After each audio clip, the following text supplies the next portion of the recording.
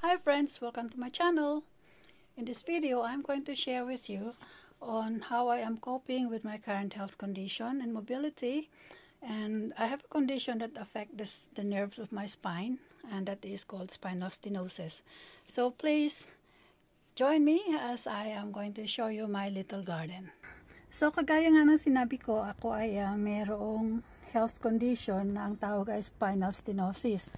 Or ito ay dun sa yung nerve natin sa spinal nerve ko ay damage, at ito ay nag-cause sa akin ng constant na back pain from lower back down to my legs, at hindi na ako at dahil doon ay sa ngayon ay tumigil na akong magtrabaho for more than 1 year.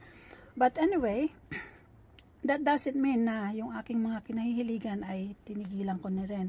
So kahit papano ay patuloy pa rin ako na gumagalaw-galaw hanggat kaya ko. Lalo na dito sa aking garden na maliit, kasi meron akong maliit na greenhouse, at ako nag-i-enjoy naman dito. So makita ninyo, ayan, merong mga seedlings dyan, at saka ayan, meron akong mga recycled bottles or milk bottles na ginamit ko siya as planters. At doon makita ninyo, ayan, meron akong chair. Kasi hindi ako nakakababa ng dito sa ground. Hindi ko na kaya yan bumaba. So nakaupo ako dyan habang ako ay naglilinis ng aking mga paso, no? Pasensya na, ang dami kong kalat doon. So eto, yan ang aking mga seedlings. Yan. That is sunflower yan, kasi gusto ko yung sunflower. Pag lumaki na siya, itatanim ko sa labas. Ang kaso malamig pa ngayon, kaya nandito pa lang siya at maliliit pa. At ito din, yan ay string beans yun. At meron akong mga kamatis na tumubo na ilang piraso. Hirap silang tumubo kasi malamig.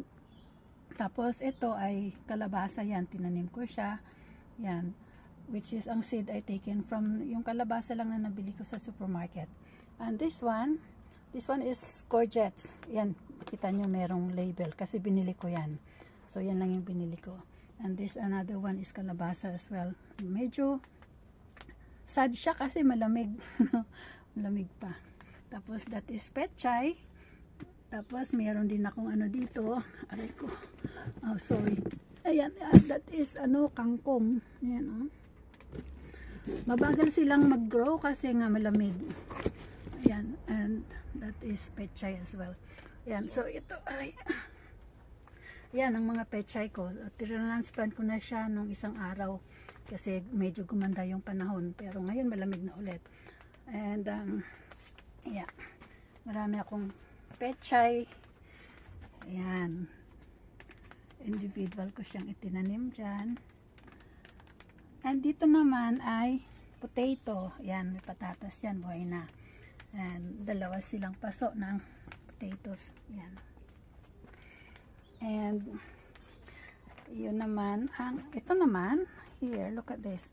Ay, ang aking strawberries. Yan. So, meron akong ilang puno ng strawberries. Yan.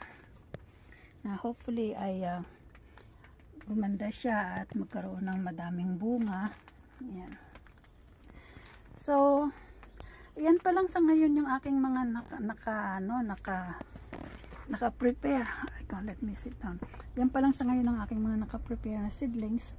At sana ay gumanda na yung panahon para mailipat ko na sila sa labas. And reason why pinapakita ko sa inyo to, kasi sana ang wish ko, ang aim ko dito ay makatulong o makapagbigay ng inspirasyon sa inyo, sa inyong mga nanonood, lalo na yung may mga nararamdaman din na yung ating health o yung ating karamdaman ay hindi sagabal para tumigil tayo sa ating mga